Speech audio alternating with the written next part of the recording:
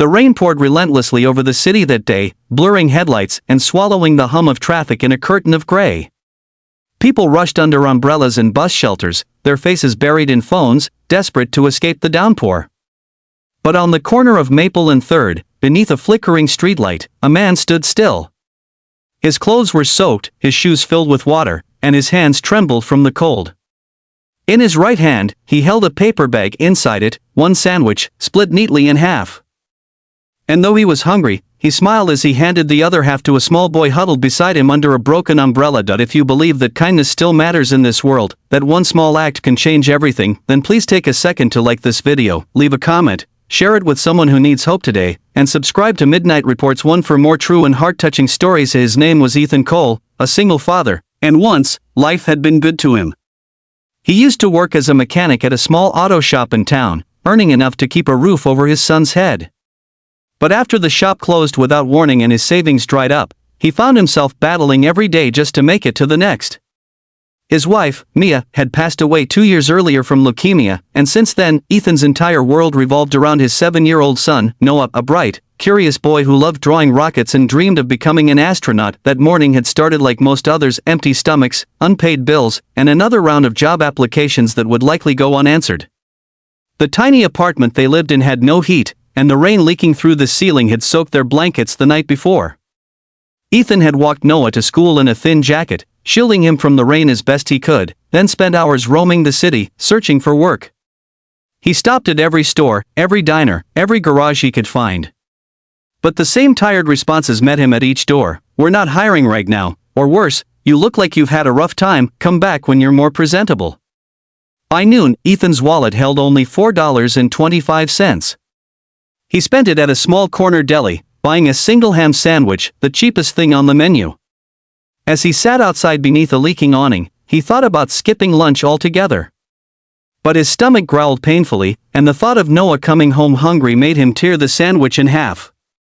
He carefully wrapped one piece for his son, sliding it into a napkin, and kept the other for himself.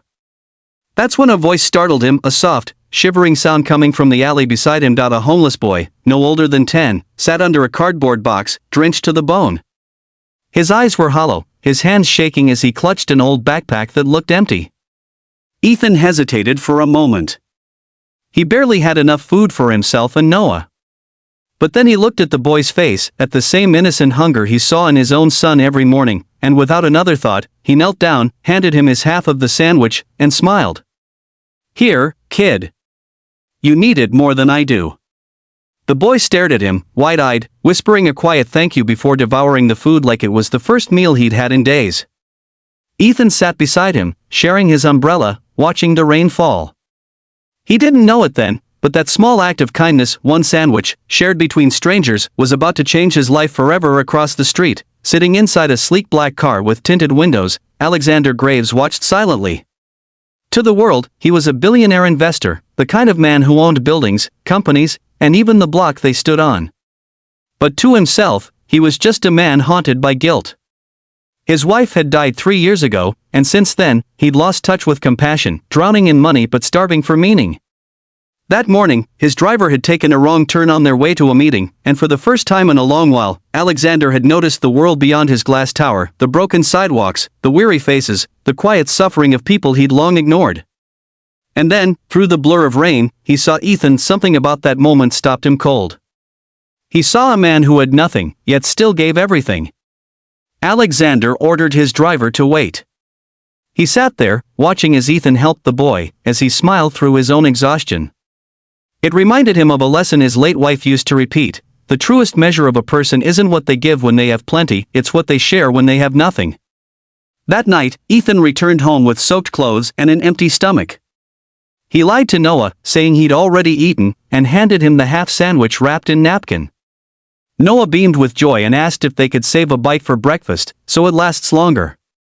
Ethan just smiled, his eyes heavy with tears he didn't want his son to see. As Noah fell asleep, clutching his drawing of a rocket to the wall, Ethan whispered, "I'll fix this, buddy. Somehow, I'll fix it." The next morning, he woke to a knock on the door. When he opened it, a man in a gray suit stood there, holding an umbrella and a sealed envelope. "Mr. Cole," the man asked politely. My employer would like to meet with you. He saw you yesterday. Confused and wary, Ethan followed the man outside, where a black car waited. Inside sat Alexander Graves, dressed impeccably but wearing a kind, almost fatherly expression. Ethan, he said softly, I saw what you did yesterday. You shared your meal with a stranger, though it was the only food you had. Why? Ethan shrugged awkwardly, his voice humble. Because he was hungry. That's it. I don't really think about it. I know what it feels like to be in his shoes. Alexander nodded slowly, studying him with deep respect. The world doesn't see men like you often anymore, he said. Men who give without expecting anything back. He then handed Ethan a folder. Inside was a letter offering him a job at one of Alexander's companies, a mechanic supervisor position with full benefits and housing assistance. Ethan blinked in disbelief, unsure if it was a cruel joke. Sir, I don't even know you, he stammered. Alexander smiled. You don't have to. You showed me what real humanity looks like. That's worth more than any degree or resume. Ethan's hands trembled as he held the papers, his heart pounding. Why me? He whispered. Because yesterday, Alexander replied, you reminded me what it means to care. You reminded me that money means nothing if it can't make the world a little kinder. From that day on, Ethan's life transformed. He moved with Noah into a small house near the company workshop. For the first time in years, he had steady income, food on the table, and hope in his heart. He never saw the homeless boy again, but he never forgot him either. Every week, he packed sandwiches and left them under the same streetlight where they'd met, a silent tribute to the moment that changed everything. Alexander, too, found new purpose. He started a quiet initiative, the Cole Foundation, dedicated to helping struggling single parents find work and shelter.